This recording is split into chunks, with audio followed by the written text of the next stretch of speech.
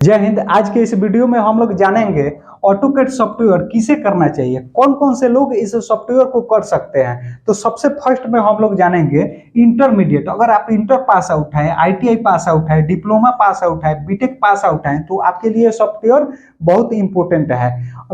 और डिप्लोमा और बीटेक की हम बात करें तो डिप्लोमा और बीटेक में इसका चैप्टर पढ़ाया जाता है, लेकिन वहां पर क्या होता है कि 5 से 10 कमांड पढ़ाया जाता है, यानी इस सॉफ्टवेयर का बेसिक चीज वहां पर पढ़ाया जाता है। लेकिन अगर आप लोग इस सॉफ्टवेयर का पूरा फुल कोर्स करना चाहते हैं तो आप लोगों को बाहर से कहीं इंस्टीट्यूट या कोचिंग संस्था से जुड़कर आप लोगों को करना पड़ेगा। इस सॉफ्टवेयर के अंदर 2D ड्राफ्टिंग और 3D मॉडलिंग दोनों चीज इंक्लूड है, जिसका ऑटोकैड कोर्स करने के लिए आपको कम से कम 6 मंथ टाइम देना पड़ेगा।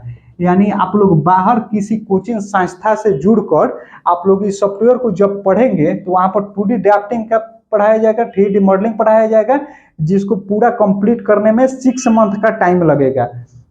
ठीक, यहाँ तक किसी को कोई डाउट समझ में आया कि नहीं?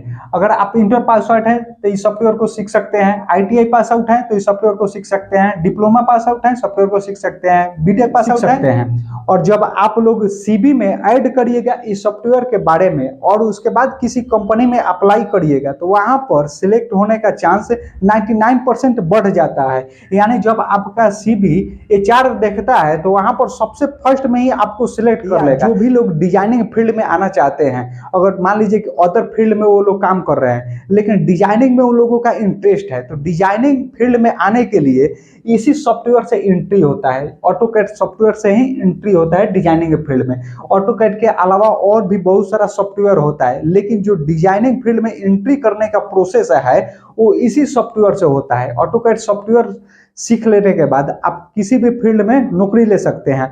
सिविल, मैकेनिकल, इलेक्ट्रिकल, तीनों ब्रांच में किसी भी ब्रांच में आप लोग नौकरी ले लीजिए। नौकरी लेने के बाद वहां से देखिए उस कंपनी में कौन कौन से और सॉफ्टवेयर इसके अलावा सिखाया जा रहा है या कौन कौन से इसके अलावा सॉफ्टवेयर पर काम हो रहा है, तो उस सॉफ्टवेयर को पार्ट टाइम बेसिस पे हैं या ऑफलाइन भी कहीं से सीख सकते हैं उसके नियर बाई से। तो ठीक, इसके डिजाइनिंग फील्ड में अगर आना चाहते हैं तो सबसे पहले आप लोगों को ऑटोकैड सॉफ्टवेयर को सीखना ही पड़ेगा। इसके अलावा और भी सारा सॉफ्टवेयर होता है जो कि आप लोग इसके बाद सीख सकते हैं।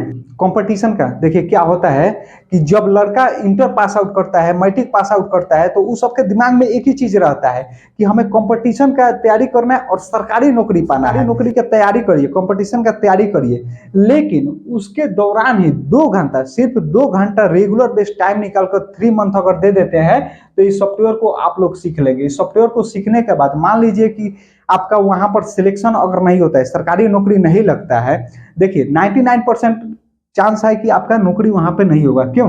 क्योंकि आजकल जितना पेपर लीक हो रहा है, बड़ा बड़ा एग्जाम का पेपर लीक हो जा रहा है और 1 साल में कोई भी पेपर क्लियर नहीं होता है। पेपर अगर मान लीजिए आपने दे भी दिया फिर भी रद्द हो जाता है, वैकेंसी टाइम टू टाइम नहीं आता है, तो वहां पर आपका होने का रिस्पॉन्सिबिलिटी बहुत हाई लेवल का है।